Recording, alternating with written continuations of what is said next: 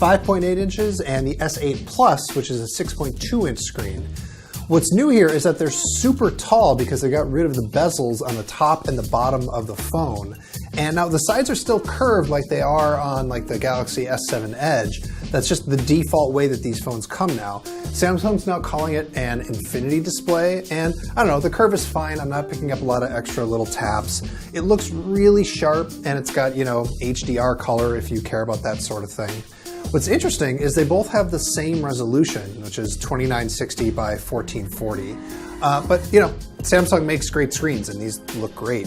Really, the thing that hits you hardest when you look at the hardware on this phone is that the whole thing just looks and feels really great. The seams are even harder to find than they are on the S7 Edge. The glass just sort of melts into the sides and they don't have a camera bump on the back. This, honestly, it feels like some of the best phone hardware I've ever used. It's way better than, say, the iPhone 7. So getting rid of those bezels on the top and the bottom means they had to make some changes. So you'll notice there's no home button here on the front. It's not on the back either. What there is like a virtual home button. Samsung has added some haptic feedback. It's kind of like Force Touch on the iPhone, but it's only right here at the very bottom. And so even if you don't see a software home button, you can still press hard on that area of the screen, and that is going to take you home. If you want to unlock the phone, you actually have 3 different ways you can do it now. Well, 4. You can do your password or your pattern as usual, but there's a fingerprint sensor on the back.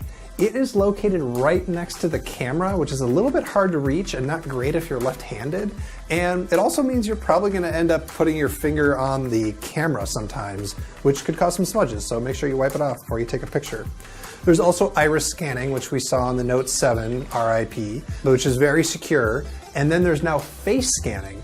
I don't think it's quite as secure as the iris scanning or the fingerprint sensor, but my God, is it fast. Like, look at how fast this thing unlocks. You blink and you miss it. You don't have to wait for it to scan your face at all. It just works. They're a little bit narrower than the Galaxy S7 and the S7 Edge, and they're just a little bit thicker, but not so much that you really notice it. What it means is that they can fit in a 3000 milliamp battery on the S8 and a 3500 one on the S8 Plus. That's not exactly pushing the limit in terms of battery capacity, but I have to imagine that Samsung isn't really interested in pushing the limit on battery capacity right now after what happened with the Note 7. They also do all the stuff that you normally expect from a Samsung phone. It's got IP68 waterproofing, there's 4 gigs of RAM, there's 64 gigs of onboard storage, and yes, there's expandable storage here, and yes, there is a standard 3.5mm headphone jack. One thing that Samsung didn't change is the camera. On the back, it's still a 12 megapixel sensor, although Samsung says it has improved the image processing software.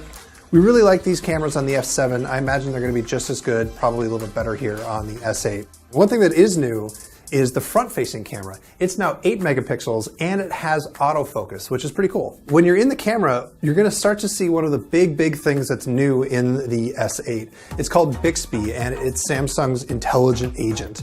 So let me just show you how it works in the camera to start.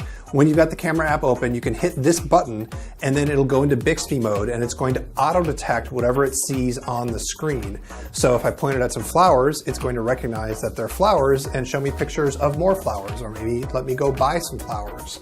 Or here I am pointing it at a watch, and although it wasn't able to figure out exactly what model of watch it was, it actually figured out it was a watch and showed me a bunch of pictures of other watches, or let me go to Amazon to buy a watch that looks like it, which is really impressive. But beyond AR stuff in the camera, what Bixby's really for is to sort of make it easier to use Samsung's own software.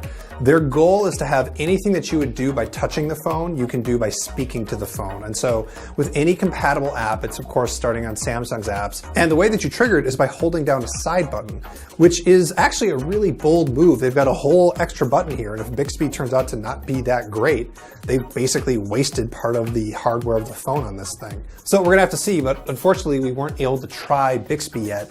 It is still, coming out when the phone comes out. They didn't have it here at the demo station. So pre-orders for the S8 and the S8 Plus begin on March 30th, and it goes on sale on April 21st. In the US, it's going to be available in 3 colors, black, gray, and silver. And I can't tell you the pricing yet because that's always up to the carrier.